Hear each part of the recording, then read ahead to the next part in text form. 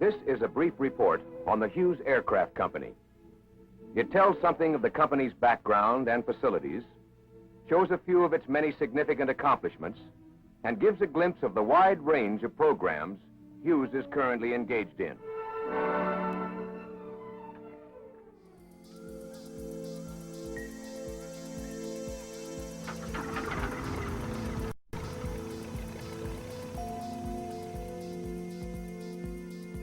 It began in a time of dreams, discoveries, and new horizons.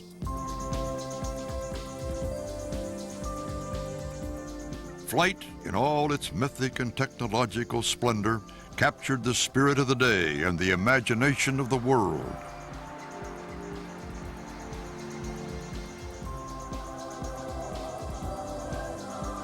The heroes of aviation were uniquely American, gutsy, bold, visionary, breaking the barriers of speed and distance. And none was more committed to expanding the promise of aviation than a young man from Houston, Howard Robard Hughes, Jr.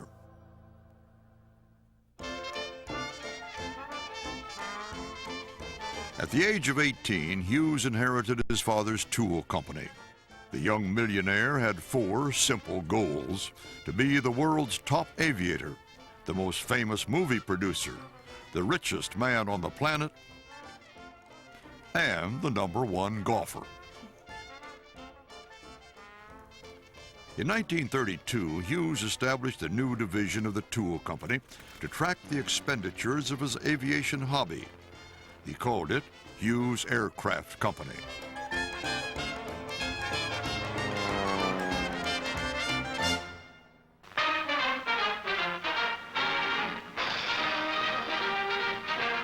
He speeds in like a bullet, roaring down with the wind on his tail as he completes the speediest flight, coast to coast, from Los Angeles to Newark in 7 hours and 28 minutes. He averaged 332 miles an hour. Speed king of distance flying, annihilator of space. We think it'll be not only faster than any racing plane ever built in this country, but also faster than any pursuit ship or other military plane in any country whatsoever. Though the company's speed records were significant, Hughes' genius for design left the greater mark. Flush riveting, enclosed engine cowlings, and retractable landing gear all reduced drag. Shorter wings increased maneuverability.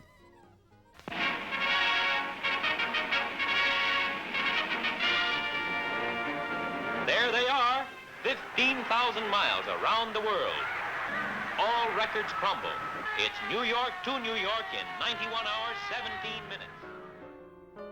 The flight broke records, but heralded an even greater breakthrough. Hughes and his ground crew had proven the feasibility of maintaining continuous air-to-ground radio contact. Any one of the airline pilots of this nation, with any of the trained Army or Navy navigators and competent radio engineer in any one of our modern passenger transports, could have done the same thing. Hughes' innovations, cornerstones of modern aviation, would soon be pressed into service half a world away.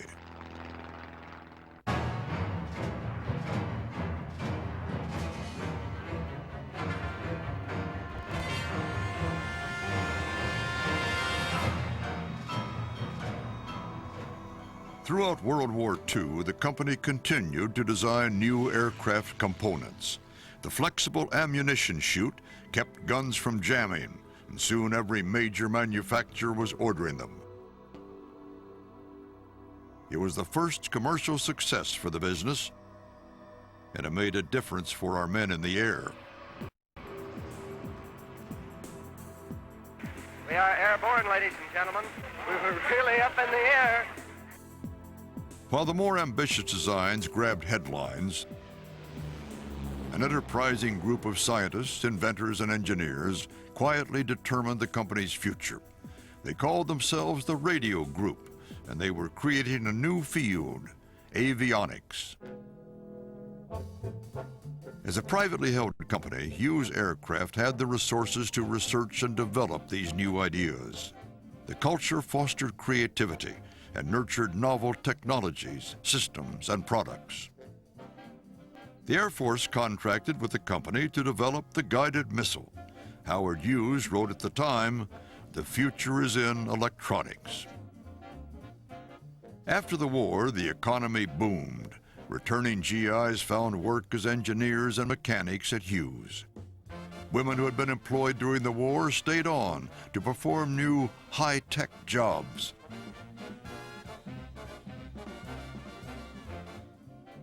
And the company opened its door to all qualified workers.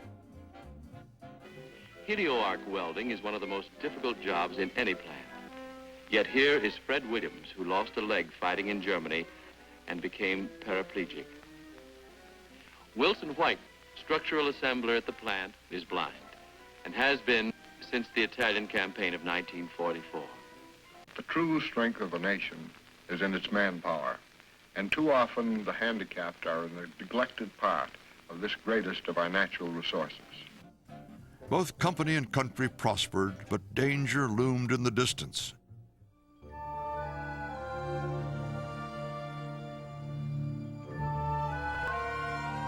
The Iron Curtain divided East and West.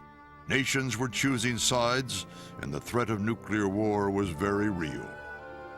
Hughes committed itself to the country's defense.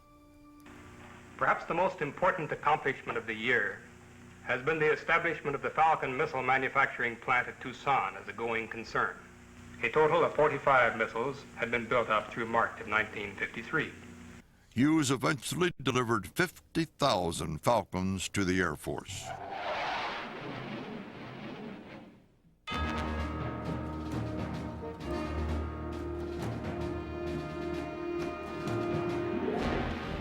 During the Korean conflict, Hughes built a reputation as a supplier of advanced radar and electronic technology. These systems were so successful that the company won all of the Air Force contracts for interceptor fire control systems during the war.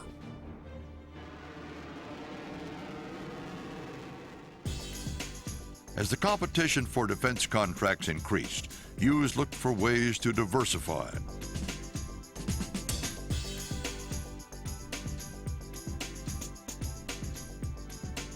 Airborne digital computer. Numerically controlled machine tool line. As you might expect, vacuum tubes were a major cause of failure in the early models of the computer.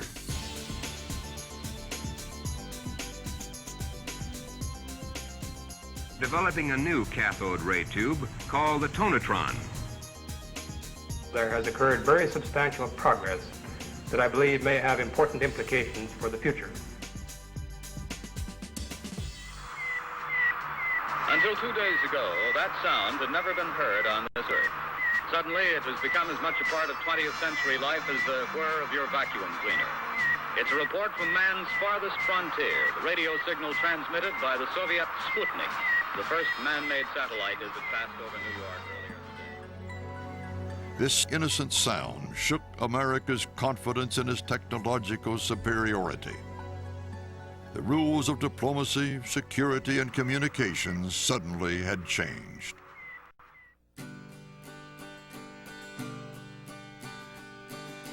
An era of turbulence and mistrust was beginning. Above the noise rose many voices. Some we agreed with. In the world of freedom, the proudest boast is, Ich bin ein Berliner. Others were less convincing. All demanded to be heard. Will one day live in a nation where they will not be judged by the color of their skin, but by the content of their character. I have a dream today. Innovations underway at Hughes would lift all these voices to a global audience. In 1963, SYNCOM became the first geosynchronous communications satellite. Prime Minister? Yes? It's a great pleasure to talk to you from the White House. Thank you, Mr. President. You are listening to the first two-way live telephone conversation between heads of state via satellite. I think that what we are doing today shows what can be done through the peaceful use of space.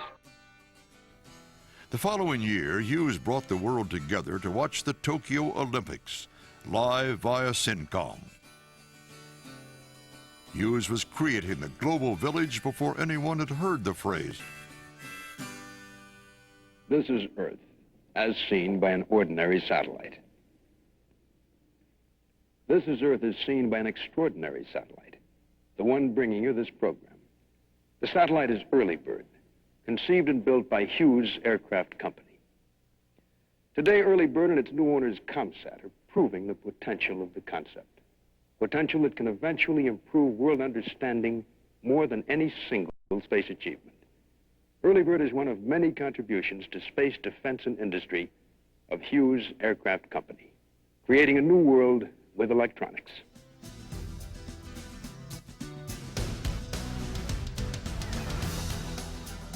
In May 1960, the purest, most intensely focused beam of light ever seen illuminated the Hughes Research Laboratories. With the first laser, Hughes was in the business of turning science fiction into reality. In just 1 year, Hughes scientists built the first laser rangefinder.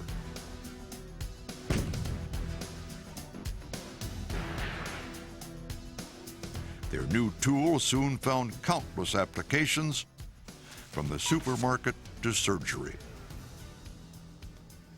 Other inventors were boldly creating new worlds with computing, telemetry, robotics, and more. This is Electrocular. This is the Bioinstrument Kit. This is the Mobot, developed by the company's nucleonics laboratory. Mobot performs tasks which normally require the dexterity of a human being. I believe that this nation should commit itself to achieving the goal, before this decade is out, of landing a man on the moon and returning him safely to the Earth. By 1966, Hughes was taking the first steps toward fulfilling President Kennedy's vision. 7 Surveyor spacecraft were launched in less than 2 years, accomplishing the first controlled landings on the moon, successfully testing the lunar surface, and paving the way for the Apollo astronauts. Yes, indeed. They've got the flag up now, and you can see the stars and stripes on the lunar surface. As we journeyed into the heavens, we saw our own planet in a new light. We began to appreciate its delicate beauty, and we turned our technology toward protecting it. Landsat revealed the Earth as never before. Equipped with the world's first multispectral scanner, it enabled scientists to identify and map natural resources, track soil erosion, and see man's impact on the planet.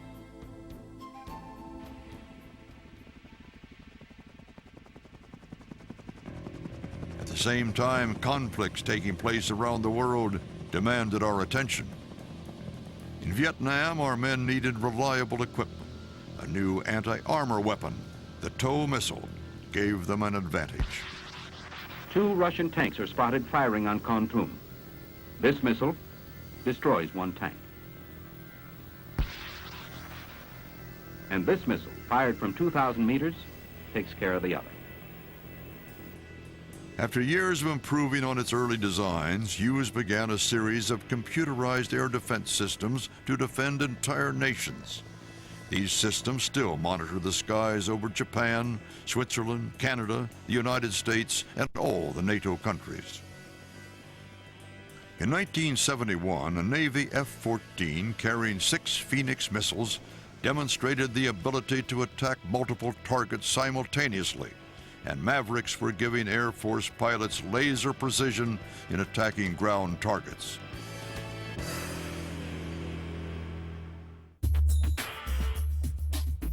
As Hughes helped our nation stand ready, it also helped world leaders stand together. Hughes ground stations and satellites relayed live transmissions of President Nixon's historic trip to China, the first time in 24 years a Western leader had visited the Forbidden City. And a Hughes satellite reached out to connect a nation, Indonesia. Palapa did more than provide communications. It helped unite more than 130 million people spread across 3,000 islands.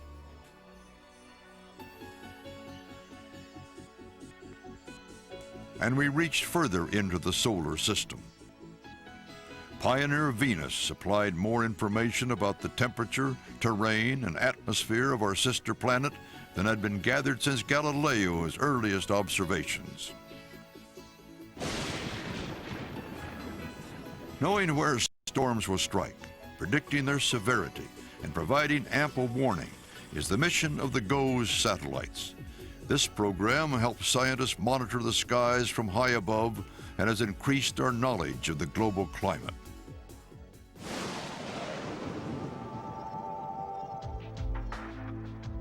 In May 1980, a Navy aircraft flew past Mount St. Helens. Equipped with Hughes thermal imaging sensors, it detected the first heat emissions from the awakening volcano. This advanced information prompted authorities to evacuate residents, saving hundreds of lives.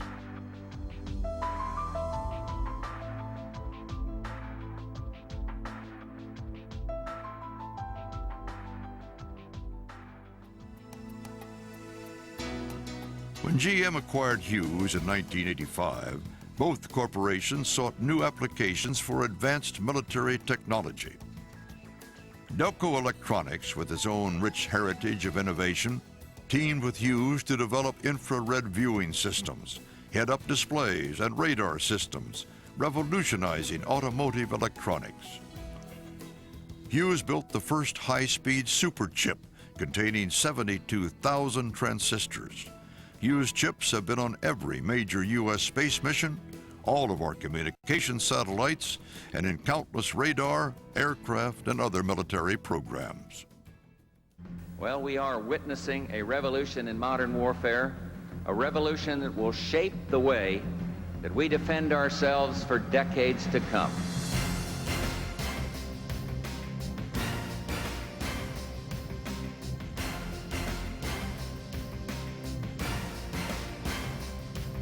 During the Persian Gulf crisis, American forces relied more than ever on advanced technology. Hughes fielded more than 50 systems on Army, Air Force, Navy, and Marine platforms. Laser rangefinders and target designators, night vision systems, real-time battlefield information systems, shipboard command and control, communication links, and the most sophisticated weapons ever built protected American and Allied forces throughout the conflict. The following year, the acquisition of General Dynamics missile systems strengthened Hughes' standing in defense. On the civilian front, satellites expanded the global market to include China, Brazil, Mexico, and other emerging economies. Hughes also helped nations develop wireless communication infrastructures. Since 1987, Hughes VSATs have connected distant facilities and provided voice, data, and video networks to remote areas of the world. And direct broadcast programming, DirecTV, Galaxy Latin America, and DirecTV Japan are allowing people around the world to share their cultures. Distance learning brings global information to local schools. Interactive programming opens doors to new cultures without students ever having to leave their classrooms. We get to communicate with each other. We earn new friends across the country. With the high-speed information service of DirectPC, anyone can download the latest scientific and news events faster than ever. Galileo's probes surviving their descent. Magellan's radar mapper providing the highest resolution images ever of Venus. And coverage of today's global leaders, the creation of new partnerships, and how they shape the world.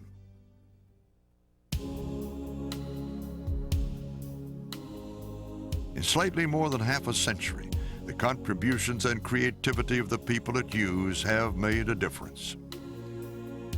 It was commitment to ideals that help support generations of men and women in the armed forces, defend freedom, provide hope, sustain liberty, and bring our soldiers home.